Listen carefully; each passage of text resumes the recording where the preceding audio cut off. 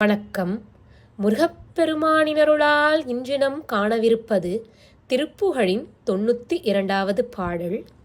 முளைமுகம் திமிர்ந்த களவையும் துளங்கு முறுவலும் சிவந்த கனிவாயும் முருகு அவிழ்ந்து உதிர்ந்த மலர்களும் சரிந்த முகிலும் இன்ப சிக்கிவிழு வேலும் சிலைமுகம் கலந்த திலதமும் குளிர்ந்த திருமுகம் தத்தும்பும் குறுவேர்வும் தெரிய வந்து நின்ற மகளிர் பின் சுழன்று செயலழிந்து உழன்று திரிவேனோ.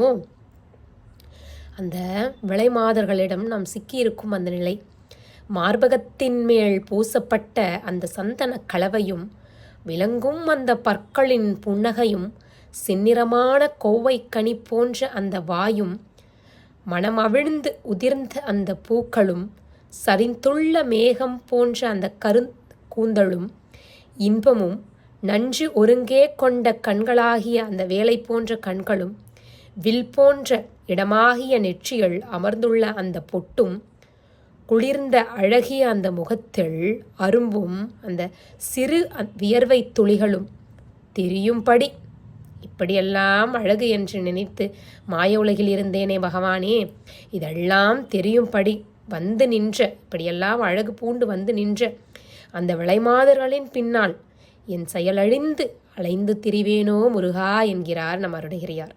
அடுத்ததாக நம் முருகப்பெருமானுடைய சிறப்பம்சங்களை நமக்கு கோடிட்டு காமித்துள்ளார். மலைமுகம் சுமந்த புலவர் செம்சொல் கொண்டு வழி திறந்த செம்கை வடிவேளா முருகா நீங்கள் யார்? மலைக்குகையுள் அடைக்கப்பட்டிருந்த புலவராகிய நக்கீரனின் அந்த சிறந்த பாடலை, அதாவது திருமுருகாற்றுப்படையை கேட்டு அந்த குகையின்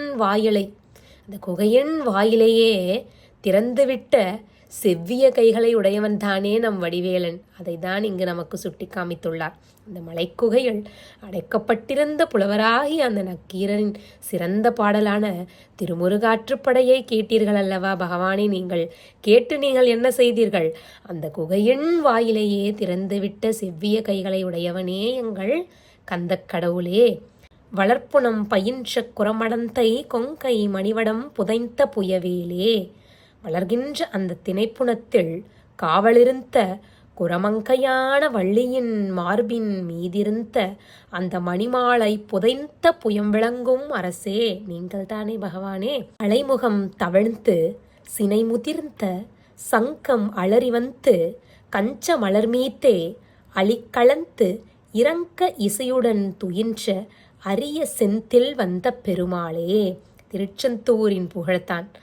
அலைகளில் தவழ்ந்து அந்த முத்துக்களை கருவில் கொண்டுள்ள சூழ் நிறைந்த சங்குகள் மிக ஒலிக்க, அந்த ஒலிகளெல்லாம் வந்து வந்து வண்டுக்கள் மொய்த்து ஒலிக்கும் தாமரை மலர்மேல் தங்கி அந்த இசையை கேட்டுக்கொண்டே துயில் கொள்ளும் அருமையான தலமாகிய அந்த திருச்செந்தூரில் வந்து அமர்ந்துள்ள பெருமாளே என்று இந்த பாடலை நிறைவு செய்கிறார். நன்றி.